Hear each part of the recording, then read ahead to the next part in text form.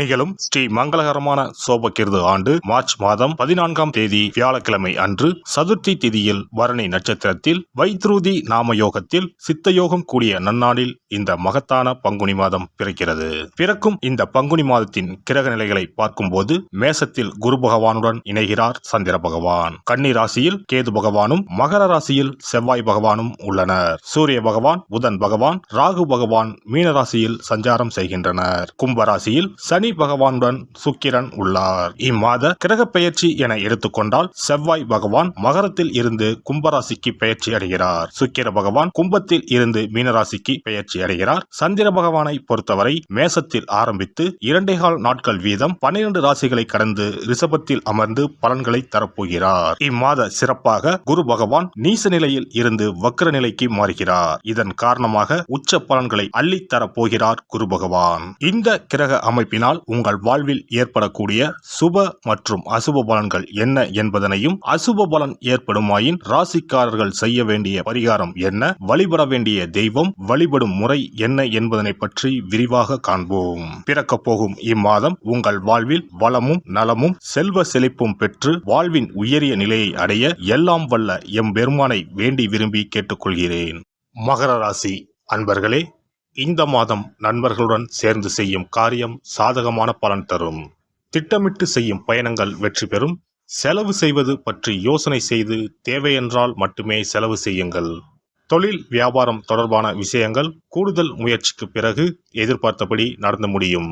பயணங்கள் செல்ல நேரலாம். புத்தியை உபயோகித்து வியாபாரத்தில் புதுமையை செய்வது பற்றிய ஆலோசனையில் ஈடுபடுங்கள்.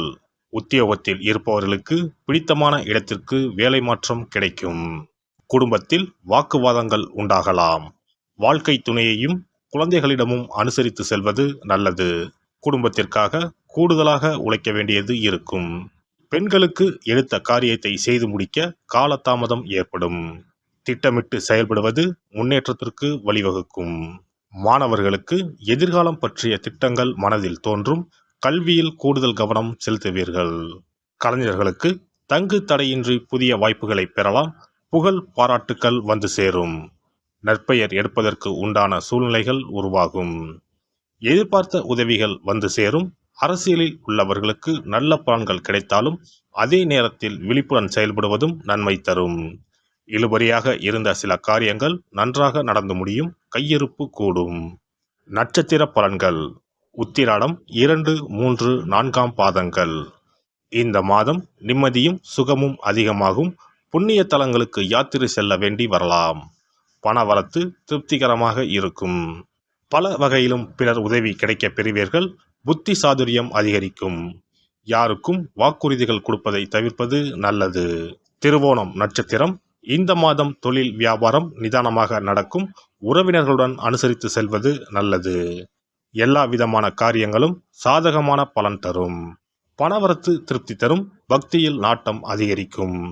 பணவரத்து கூடும். அவிட்டம் 1, 2 பாதங்கள். இந்த மாதம் எதிர்ப்புகள் அகலும். நீண்ட நாட்களாக இருந்து வந்த பிரச்சனைகள் தீரும். உதவிகளை செய்து மன திருப்தி அடைவீர்கள். கொடுத்த வாக்கை காப்பாற்ற எடுக்கும் முயற்சிகள் சாதகமாக முடியும். மனதில் இருந்த குழப்பம் நீங்கி திருப்தி நிலவும். பணவரவு எதிர்பார்த்தபடி வந்து சேரும். சனி பகவானை தீபம் ஏற்றி வணங்கி வழிபட உடல் ஆரோக்கியம் பெறும்.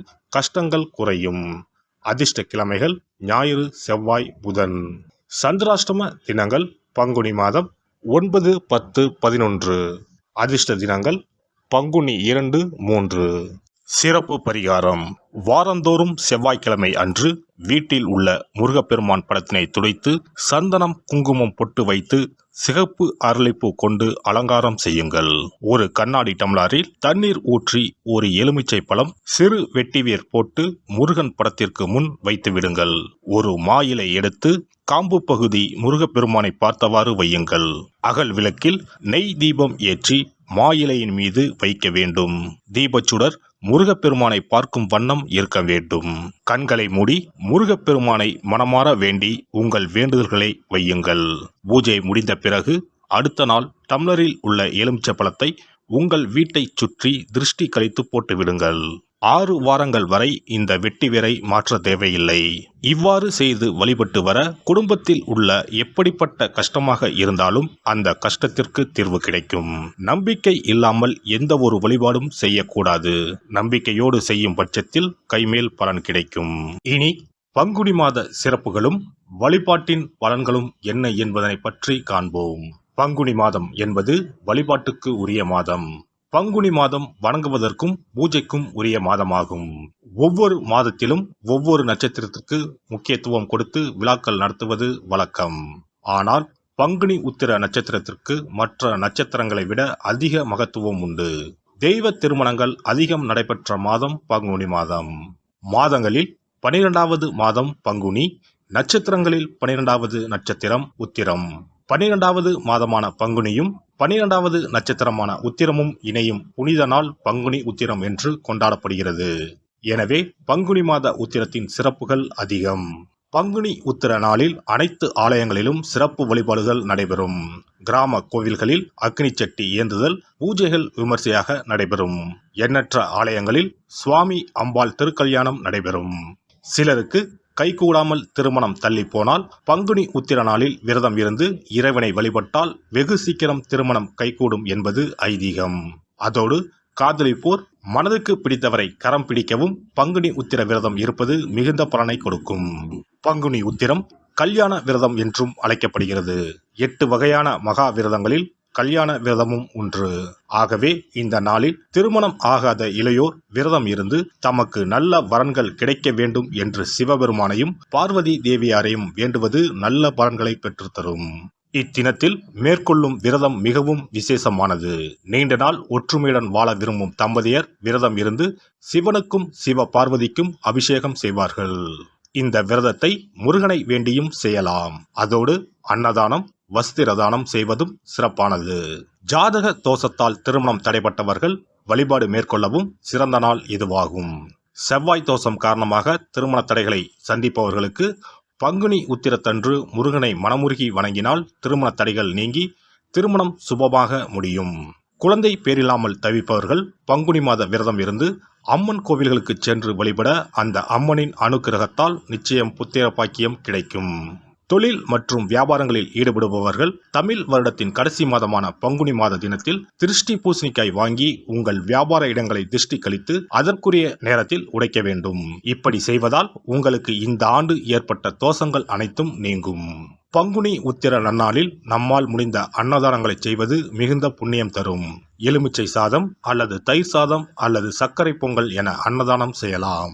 அதேபோல் நம்மால் முடிந்த அளவுக்கு மஞ்சள், சரடு, குங்குமம், கண்ணாடி என மங்கள பொருட்களை பெண்களுக்கு வழங்குவது விசேஷ பலன்களை கொடுக்கும். முருகப்பெருமான் நமக்கு இதுவரை இருந்த காரிய தடைகள் அனைத்தையும் களைந்து நமக்கு நல்வழி காட்டி அருளுவார். பங்குனி மாதத்தில் அனைத்து நாட்களிலும் கோவிலுக்கு சென்று வருவது மிக்க பலனை தரும். மேலும் செல்வ செழிப்புடன் வாழ்வதற்கு உதவும்.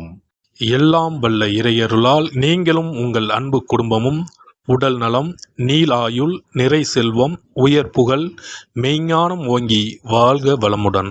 இந்த வீடியோ பதிவு உங்களுக்கு பிடித்திருந்தால் லைக் பண்ணுங்க, கமெண்ட் பண்ணுங்க, ஷேர் பண்ணுங்க, மறக்காம சப்ஸ்கிரைப் பண்ணுங்க, பக்கத்துல இருக்கிற பெல் பட்டனை கிளிக் பண்ணுங்க. நன்றி, வணக்கம். ஓம் நமச்சிவாய. சிவாய நம.